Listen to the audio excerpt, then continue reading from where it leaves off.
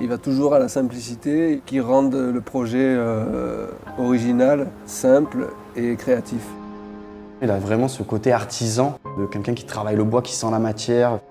Jérôme réussit à sonder le caractère de son environnement et d'en tirer le meilleur. Quand il a reçu le prix Audi Talent Award, il y avait une pression. Il était allé à Paris pour voir le jury, il était stressé. La plupart des intervenants ont présenté des objets. Un objet, on n'aime pas, on le compare à d'autres, on le compare à l'existant. Mais on a tous unanimement voté pour un principe. On a tous voté pour la même personne, qui est Jérôme Dumets.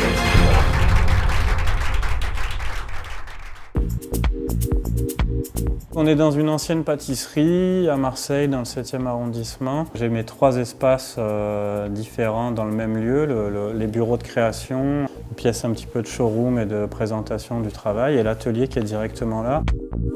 Cette proximité, elle permet les allers-retours entre la création abstraite et puis la réalité de l'atelier.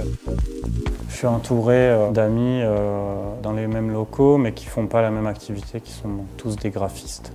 Il me demande ce que je pense de son travail et inversement, ce qui fait qu'on avance comme ça, même si nos compétences sont très différentes.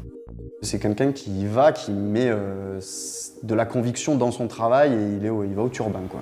Parce qu'il y a aussi des solutions du coup très ingénieuses. C'est preuve de grand talent. Pourquoi? Parce que ce qu'il y a de plus difficile, c'est de faire simple. Et chez lui, c'est ce qui fait sa force.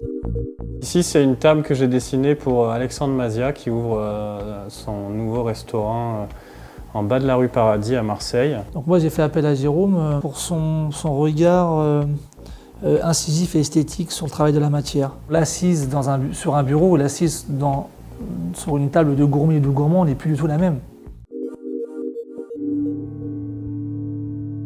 Mon projet Audi Talent Award, c'est une collection de mobilier qu'on va construire soi-même à partir d'une gamme de connecteurs, d'assemblage, des planches de bois et des vis. Jérôme Dumets a présenté un projet qui était un principe très intelligent, qui est complètement en adéquation avec l'époque et avec l'évolution de la consommation. Le projet s'appelle Les Ensembles.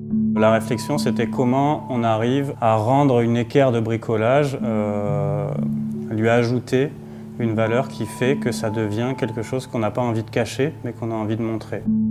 Les connecteurs eux-mêmes, l'idée, c'était quand même de faire quelque chose d'intemporel. Il y a 6 pièces, et avec ces 6 pièces, on arrive à peu près à répondre à tous les besoins courants qu'on peut trouver dans la fabrication de mobilier. On combine en fait ces pièces comme ça, c'est-à-dire qu'on vient s'en servir de pivot.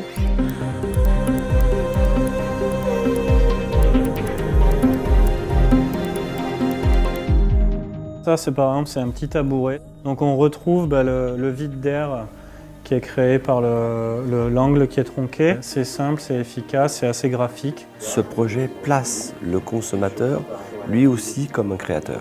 Mais en n'étant pas tout seul, en étant accompagné par le designer qui, via son site internet, va donner des conseils, va expliquer comment bien faire la pièce à partir de principes de construction.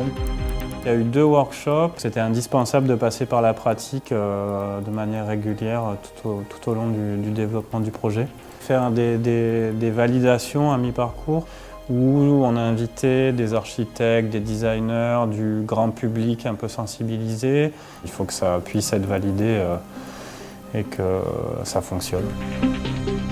Avec Parapanorama, on invite 25 artistes et designers au Palais de Tokyo. Ça va être comme un espèce de workshop géant. Il y aura aussi le grand public qui pourra construire des choses. Et ça sera un peu le test grandeur nature du projet.